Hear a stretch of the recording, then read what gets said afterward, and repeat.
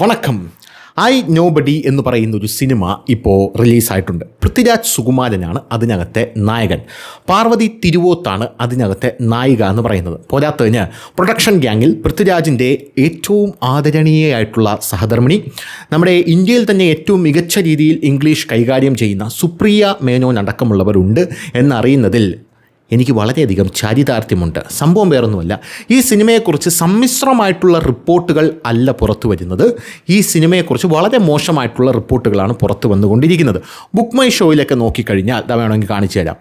1K ticket പോലും 1 മണിക്കൂറിനകത്ത്, ഇന്ന് Saturday ആണ്, 1 മണിക്കൂറിനകത്ത് ബുക്കാകുന്നില്ല എന്നുള്ള റിപ്പോർട്ടുകൾ നമുക്ക് നേരിട്ടും വ്യക്തമായിട്ടും തന്നെ കാണാൻ സാധിക്കും. പോരാത്തതിന് തിരുവനന്തപുരത്തെ പല തിയേറ്ററുകളും പച്ചയടിച്ച് കിടക്കുകയാണ് ബുക്ക് മൈ ഷോയിൽ എന്നുള്ള റിപ്പോർട്ടുകളും നമുക്ക് ബുക്ക് മൈ ഷോയിൽ നോക്കിയാൽ തന്നെ നമുക്ക് കാണാനായിട്ട് സാധിക്കും. പൃഥ്വിരാജ് സുകുമാരൻ എമ്പുരാൻ ഇറങ്ങിയതിന് ശേഷം എവിടെ പോയി എന്നുള്ളൊരു ചോദ്യമാണ് പല ഭാഗങ്ങളിലും ഉയർന്നു വരുന്നത്. എമ്പുരാൻ ഇറങ്ങിയ ശേഷം പൃഥ്വിരാജിൻ്റെ പല സിനിമകളും നിലം തൊടുന്നില്ല. കഴിഞ്ഞ, അതായത് ഐ നോബഡിക്ക് മുമ്പേ പൃഥ്വിരാജിൻ്റെ ഒരു സിനിമ ഇറങ്ങിയിരുന്നു. ആ സിനിമയുടെ പേരാണ് ഖിലാഫത്ത് ബുദ്ധ എന്ന് പറയുന്ന സിനിമ. അത് വന്നതും അറിഞ്ഞില്ല, പോയതും നാട്ടുകാരറിഞ്ഞില്ല. അതിനുശേഷം അതിൻ്റെ പ്രൊഡ്യൂസർ ഈ ചാനലുകളിൽ വന്നിരുന്ന് അല്ലെങ്കിൽ ഓൺലൈൻ മീഡിയകളിൽ വന്നിരുന്ന് കരയുന്നൊരു കാഴ്ചയാണ് നമുക്ക് കാണാനായിട്ട് സാധിച്ചത്. ഒരു കുഴപ്പമില്ല, സന്തോഷം മാത്രമേ ഉള്ളൂ എന്ന് മാത്രമേ പറയാനായിട്ടുള്ളൂ. ഇനി പൃഥ്വിരാജ് സുകുമാരൻ്റെ അത് കഴിഞ്ഞ് വളരെ പ്രതീക്ഷയോടുകൂടി ഇറങ്ങുന്ന ഒരു സിനിമയാണ് ഐ നോബഡി എന്ന് പറയുന്ന ഈ സിനിമ. അതിനും വളരെ മോശം പ്രതികരണമാണ് ലഭിക്കുന്നത് എന്നറിയുമ്പോഴും സന്തോഷം മാത്രമേ ഉള്ളൂ എന്ന് മാത്രമാണ് എനിക്ക് പറയാനുള്ളത്. പക്ഷേ നിങ്ങൾക്ക് ഈ സിനിമ കാണാൻ താല്പര്യമുണ്ടെങ്കിൽ, ഞാൻ ആരോടും പറയില്ല ഈ സിനിമ കാണരുതെന്ന്, നിങ്ങൾക്ക് ഈ സിനിമ കാണാനായിട്ട് താല്പര്യമുണ്ടെങ്കിൽ നിങ്ങൾക്ക് ധൈര്യമായിട്ട് ടിക്കറ്റ് എടുക്കാം, നല്ലൊരു തിയേറ്റർ സെലക്ട് ചെയ്യാം, നല്ല രീതിയിൽ AC-യിലിരുന്ന് ഒരു പോപ്കോണൊക്കെ വാങ്ങിച്ച് കുറിച്ച്, വേണമെങ്കിൽ 2 പപ്സും 2 ബന്നും ഒരു കോൾഡ് കോഫിയൊക്കെ വാങ്ങിച്ച് കുടിച്ചുകൊണ്ട് ഈ സിനിമ കണ്ട് പൃഥ്വിരാജ് സുകുമാരൻ്റെ ഫണ്ടിലേക്ക് ഉദാരമായി സംഭാവന ചെയ്യാം. അതിൽ എനിക്ക് യാതൊരു വിരോധവുമില്ല. പക്ഷേ ഞാൻ ഈ സിനിമ കാണാൻ താല്പര്യപ്പെടുന്നില്ല എന്നുള്ളതല്ല, ഞാൻ പൃഥ്വിരാജിൻ്റെ ഒരു സിനിമയും അങ്ങോട്ടുള്ളത് കാണാൻ താല്പര്യപ്പെടുന്നില്ല എന്നുള്ളതാണ് എനിക്ക് ബേസിക്കലി പറയാനുള്ളൊരു കാര്യം എന്ന് പറയുന്നത്. പക്ഷേ രാജമൗലിയുടെ കാല് പിടിച്ച് പൃഥ്വിരാജ് വാരണാസി എന്ന് പറയുന്നൊരു പടത്തിൽ അഭിനയിച്ചിട്ടുണ്ട്. അത് വരുമ്പോൾ രാജമൗലിക്ക് വേണ്ടി ഞാൻ ആ സിനിമ ഒന്ന് പോയി കാണും. കാരണം ഈ പൃഥ്വിരാജ് സുകുമാരൻ എന്ന് പറയുന്ന നടൻ പല സംസ്ഥാനങ്ങളിലെത്തുമ്പോൾ ഇയാൾക്ക് പല സ്വഭാവമാണ്. കേരളത്തിലെത്തുമ്പോൾ കേരളത്തിലെ മാധ്യമങ്ങളുടെ മുമ്പിൽ ഇയാൾ ഒരു രാജാവാണ് എന്നുള്ളൊരു മട്ടിലാണ് ഇയാൾ ഇങ്ങനെ ഇരിക്കുന്നത്. പല ആൾക്കാരും പറയും എനിക്ക് പൃഥ്വിരാജ് സുകുമാരനോട് ഭയങ്കരമായിട്ടുള്ള അസൂയാണെന്ന്. എനിക്കെന്തിന് അസൂയ പൃഥ്വിരാജ് സുകുമാരനോട്? പൃഥ്വിരാജ് സുകുമാരൻ്റെ 7 ഏലത്ത് നമ്മൾ വരത്തില്ല. പൃഥ്വിരാജ് സുകുമാരനെ പോലെ ഇംഗ്ലീഷ് പറയാൻ അറിയത്തില്ല. പൃഥ്വിരാജ് സുകുമാരനെ പോലെ നിറമില്ല, മുടിയില്ല. പൃഥ്വിരാജ് സുകുമാരനെ പോലെ വെളുപ്പില്ല. പൃഥ്വിരാജ് സുകുമാരൻ്റെ കാലിലെ മണ്ണിന് പോലും സമമല്ലാത്തൊരു മനുഷ്യനാണ് ഞാൻ. പക്ഷേ ഞാനൊരു ഇന്ത്യൻ പൗരനാണ്, ഒരു ജനാധിപത്യത്തിൽ ജീവിക്കുന്ന ഒരു മനുഷ്യനാണ്. അതുകൊണ്ട് എന്താണ്, എനിക്ക് അഭിപ്രായം പറയാമല്ലോ. അപ്പോൾ ആ കമൻറ്റോളികളുടെ ആ കമൻ്റ് അങ്ങ് തീർന്നല്ലോ. അപ്പോൾ പൃഥ്വിരാജ് സുകുമാരനെ ഞാൻ നിരീക്ഷിക്കുമ്പോൾ പല സംസ്ഥാനങ്ങളിലും ഇയാൾക്ക് പല നിലപാടാണ്. നമ്മുടെ കേരളത്തിലെ സാറ്റലൈറ്റ് മീഡിയകളുടെ മുമ്പിൽ വന്നിരിക്കുമ്പോൾ ഇയാൾ വളരെ രൂക്ഷമായിട്ട് അവരെ ചോദ്യം ചെയ്യാറൊക്കെ ഉണ്ട്. ഓൺലൈൻ മീഡിയകളിൽ നമ്മളെ പൃഥ്വിരാജ് സുകുമാരൻ വന്നിരിക്കുമ്പോൾ പൃഥ്വിരാജിനോട് പല കാര്യങ്ങളും ഓൺലൈൻ മീഡിയക്കാർ ചോദിക്കുമ്പോൾ പൃഥ്വിരാജ് ഉടനെ തിരിച്ചവരോട് ചോദിക്കുന്നത്, ഞാൻ എന്തിന് അതിനൊക്കെ നിങ്ങൾക്ക് മറുപടി തരണം? നിങ്ങളുടെ ചാനലിൽ എനിക്ക് ഇൻവെസ്റ്റ്മെൻ്റ് ഉണ്ടോ? ഇല്ല. നിങ്ങളുടെ ചാനൽ എനിക്ക് പൈസ തരുന്നുണ്ടോ? ഇല്ല. നിങ്ങളുടെ ചാനൽ എനിക്ക് അത് തരുന്നുണ്ടോ? ഇല്ല എന്നൊക്കെ പൃഥ്വിരാജ് തിരിച്ച്, അതായത് ഭയങ്കര ഒരു ഗമയാണ്. പക്ഷേ തമിഴ്നാട്ടിലെയും കർണാടകയിലും ആന്ധ്രാപ്രദേശിലൊക്കെ ഓൺലൈൻ ചാനലിൽ പോയി ഇരിക്കുമ്പോൾ അണ്ണാ ആടും കണ്ണ എന്ന് പറയുമ്പോൾ പൃഥ്വിരാജ് അവിടെ നിന്നുകൊണ്ട് ആടും കട എന്നെ സുത്തി അയ്യന എന്ന് പറഞ്ഞ് ഭയങ്കര ഡാൻസും പാട്ടും കൂത്തും ചിരിയും ബഹളവും അതിഭീകരമായിട്ടുള്ള ഷോ ഓഫൊക്കെ അവിടെ കാണിക്കും. പിന്നെ ഓൺലൈൻ വ്ളോഗർമാരുടെയൊക്കെ വ്ളോഗിലൊക്കെ പൃഥ്വിരാജ് പോയി അപ്പിയർ ചെയ്യാറുണ്ട്. ഇതൊക്കെ നമ്മൾ കണ്ടിട്ടുള്ളതാണ്. പക്ഷേ മലയാളത്തിലുള്ള ഓൺലൈൻ ചാനലുകളോട് പൃഥ്വിരാജിന് ഭയങ്കരമായിട്ട്, അതായത് ക്ലിക്ക് ബെയ്റ്റിന് വേണ്ടിയാണ് മലയാളത്തിൽ ഓൺലൈൻ ചാനലുകൾ പ്രവർത്തിക്കുന്നത് എന്നൊക്കെ പറഞ്ഞ് മലയാളത്തിലെത്തുമ്പോൾ ഒരു നിലപാടാണ് പൃഥ്വിരാജിന്, പുറത്തേക്ക് എത്തുമ്പോൾ പൃഥ്വിരാജിന് വേറൊരു നിലപാടാണ് എന്ന് എനിക്ക് പേഴ്സണലി തോന്നിയിട്ടുണ്ട്. പിന്നെ ഒരു ബുദ്ധി രാക്ഷസനാണ്, ഒരു മാർക്കറ്റിംഗ് വീരനാണ് പൃഥ്വിരാജ് എന്നും ബേസിക്കലി എനിക്ക് തോന്നിയിട്ടുണ്ട്. പൃഥ്വിരാജിൻ്റെ ഒരു മാർക്കറ്റിംഗ് ഭീകരത നോക്കണമെങ്കിൽ എമ്പുരാൻ എന്ന് പറയുന്ന ഒരു സിനിമ പൃഥ്വിരാജ് ഡയറക്റ്റ് ചെയ്തല്ലോ, അതെടുത്ത് നമുക്ക് പരിശോധിച്ചാൽ മതിയാകും. എമ്പുരാൻ എന്ന് പറയുന്ന സിനിമയിൽ ജനങ്ങളെ അതിഭീകരമായിട്ട് അല്ലെങ്കിൽ അതിഗംഭീരമായിട്ട് കബളിപ്പിച്ച് ജനങ്ങളെ എല്ലാം കൊണ്ട് ഒരു ദിവസം 60 കോടി രൂപ നമ്മൾ ഇപ്പോൾ പ്രീ സെയിൽസ് ബിസിനസ് കടന്നു കഴിഞ്ഞു എന്നൊക്കെ പറഞ്ഞ് ജനങ്ങളെ ഭയങ്കരമായിട്ട് ബൂസ്റ്റ് ചെയ്ത് ഫസ്റ്റ് ഡേ ഞാനും ഫസ്റ്റ് ഷോ കാണാൻ പോയതാണ്. അവിടെ ചെന്ന് നോക്കിയപ്പം ഒന്നാമത് സിനിമ കൊള്ളത്തില്ല. എന്തായാലും അത് ഓടി തീർന്നല്ലോ. എന്നാൽ സിനിമ കൊള്ളത്തില്ല. രണ്ടാമത് ആ സിനിമയ്ക്കകത്ത് ഏകപക്ഷ ഏകപക്ഷീയമായിട്ട് പല കാര്യങ്ങളും കാണിച്ചിരിക്കുന്നു എന്നുള്ള ആരോപണങ്ങൾ അപ്പോഴുമുണ്ട് ഇപ്പോഴുമുണ്ട്. ഇവിടുത്തെ ഹൈന്ദവ സമൂഹത്തിന് പൃഥ്വിരാജിനോട് അതുകൊണ്ട് വലിയ രീതിയിലുള്ള എതിർപ്പും അന്നും ഇന്നും നിലനിൽക്കുന്നു എന്നുള്ളതാണ് പ്രധാനപ്പെട്ട. അത് കഴിഞ്ഞ് ഇവിടെയുള്ള പല ആൾക്കാരും പറഞ്ഞിട്ടുണ്ട്, ഇനി മുതൽ പൃഥ്വിരാജ് സുകുമാരൻ്റെ സിനിമകൾ ഞങ്ങൾ ബഹിഷ്കരിക്കുമെന്ന് പല ഹൈന്ദവ സംഘടനകളും പറഞ്ഞിട്ടുള്ളൊരു കാര്യമൊക്കെ നമുക്കറിയാം. അതുപോലെ തന്നെ ഈ ബഹിഷ്കരണം ഇപ്പോഴും തുടരുന്നു എന്നാണ് നമുക്ക് മനസ്സിലാക്കാനായിട്ട് സാധിക്കുന്നത്. അതായത് കണ്ടൻറ്റ് കൊള്ളില്ലെങ്കിൽ ആ കണ്ടൻറ്റിനകത്ത് എന്തെങ്കിലും കോൺട്രവേഴ്ഷ്യൽ ആയിട്ടുള്ള കാര്യങ്ങൾ ഇട്ട് കൊടുക്കുക. കോൺട്രവേഴ്ഷ്യൽ ആയിട്ടുള്ള കാര്യങ്ങൾ ഇട്ട് കൊടുത്ത ശേഷം ആ കണ്ടൻറ്റിനെ അങ്ങ് ബൂസ്റ്റ് ചെയ്യാനായിട്ട് ശ്രമിക്കുക. മാധ്യമങ്ങൾ ₹1 പോലും പൃഥ്വിരാജിന് ചിലവില്ലാതെ എമ്പുരാൻ എന്ന് പറയുന്ന സിനിമയും ഗുജറാത്ത് കലാപവും എല്ലാം മാധ്യമങ്ങളെടുത്ത് ചർച്ച ചെയ്തു.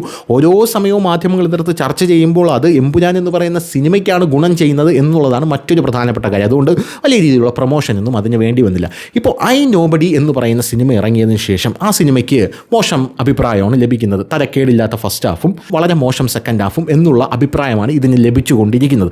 ഇങ്ങനെ ലഭിച്ചുകൊണ്ടിരിക്കുന്നതിനിടയിൽ ഇതിനകത്തൊരു എക്സ്പാക്ടർ വേണമല്ലോ, ജനങ്ങൾ എങ്ങനെയെങ്കിലും കയറി കാണണമല്ലോ.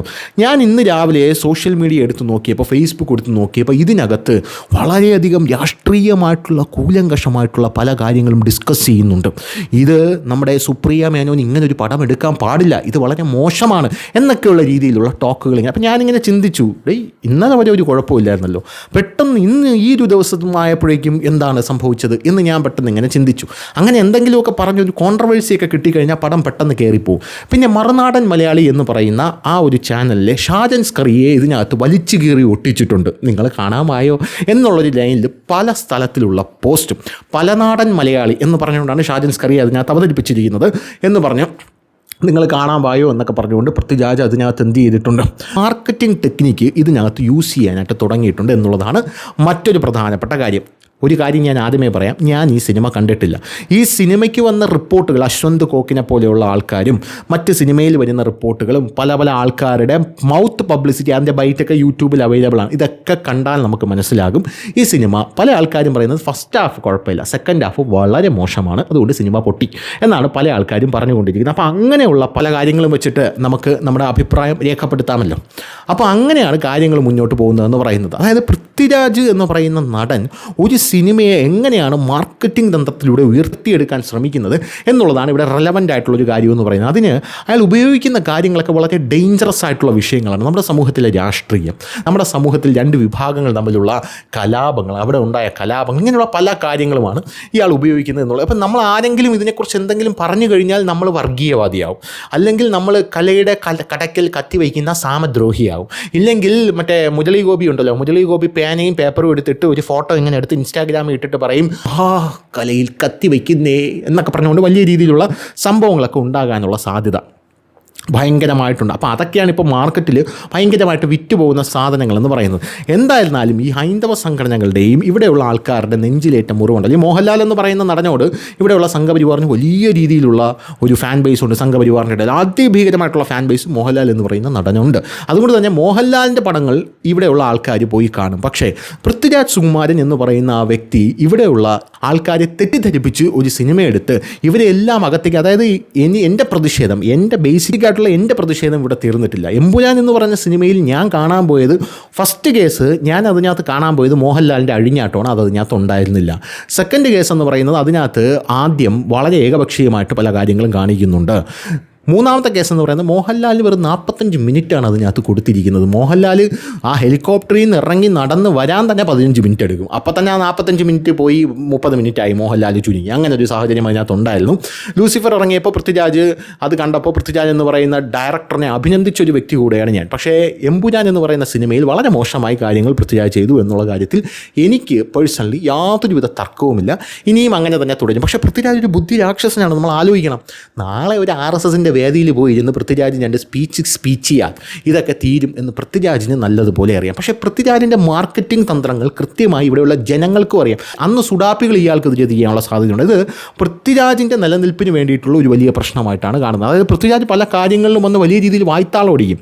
ഈ ഹേമ കമ്മിറ്റി റിപ്പോർട്ടൊക്കെ പുറത്ത് വന്നപ്പോൾ പൃഥ്വിരാജ് പറഞ്ഞത് എൻ്റെ സെറ്റിലെ സ്ത്രീകൾ അവരെ മാത്രം സുരക്ഷിതരാണെന്നുള്ളത് കൊണ്ട് എന്നിലെ ഉത്തരവാദിത്തം അവസാനിക്കുന്നില്ല എന്ന് പറഞ്ഞ പൃഥ്വിരാജിൻ്റെ സിനിമയിലെ അസിസ്റ്റൻറ്റ് ഡയറക്ടറെയാണ് ഓട്ടിച്ചിട്ട് പിടിച്ചത്. എവിടെ? തെലങ്കാന പോലീസ് ഇവിടെ വന്ന് ഓട്ടിച്ചിട്ട് പിടിച്ചത്. ഒരു പെൺകുട്ടിയെ കോള കൊടുത്ത് മയക്കി പീഡിപ്പിച്ചെന്ന് പറഞ്ഞ് അയാളെ അവിടെ നിന്ന് മുങ്ങി ഇവിടെ പൃഥ്വിരാജിൻ്റെ സെറ്റിൽ വീണ്ടും അയാൾ വർക്ക് ചെയ്തുകൊണ്ടിരിക്കുകയായിരുന്നു. അവിടെ വന്നിട്ടാണ് പോലീസ് പിടിച്ചുകൊണ്ട് പോയത്. അതിനെക്കുറിച്ച് ചോദിക്കുമ്പോൾ പൃഥ്വിരാജിനൊന്നും മിണ്ടാനില്ല, പൃഥ്വിരാജൊന്നും സംസാരിക്കില്ല. പൃഥ്വിരാജ് ഈ നല്ല അതായത് പൃഥ്വിരാജിനെതിരെ വരുന്ന കാര്യങ്ങൾ, പൃഥ്വിരാജിന് മറുപടിയുള്ള ബാക്കിയുള്ളവരെ എങ്ങനെയെങ്കിലും താറടിക്കാൻ പറ്റുന്ന കാര്യങ്ങൾ പൃഥ്വിരാജ് എടുത്ത് സംസാരിക്കും. പക്ഷേ ഇത്തരത്തിലുള്ള കാര്യങ്ങൾ പൃഥ്വിരാജ് സംസാരിക്കില്ല. സംസാരിച്ചാൽ പൃഥ്വിരാജ് നമ്മുടെ സരോജ് കുമാറിനെ പോലെ ആരും എൻ്റെ അടുത്ത് വരരുത്, എനിക്ക് കഥാപാത്രത്തെ ഉൾക്കൊള്ളാൻ നേരമായി എന്ന് പറഞ്ഞ് ഇറങ്ങിപ്പോകുന്ന കാഴ്ചയാണ് നമുക്ക് കാണാനായിട്ട് സാധിക്കുന്നത്. എന്തായിരുന്നാലും പൃഥ്വിയേട്ടൻ്റെ സുഡാപ്പികൾ പോലും പൃഥ്വിയേട്ടനെ രക്ഷിക്കാനായിട്ട് ഈ ഒരു അവസരത്തിൽ വരുന്നില്ല എന്നുള്ളത് വളരെ വേദനാജനകമായിട്ടുള്ളൊരു കാര്യമാണ്. ഐ നോബഡി എന്ന് പറയുന്ന സിനിമയ്ക്ക് എല്ലാവിധ വിജയാശംസകളും നേരുന്നു കേട്ടോ. ശരി.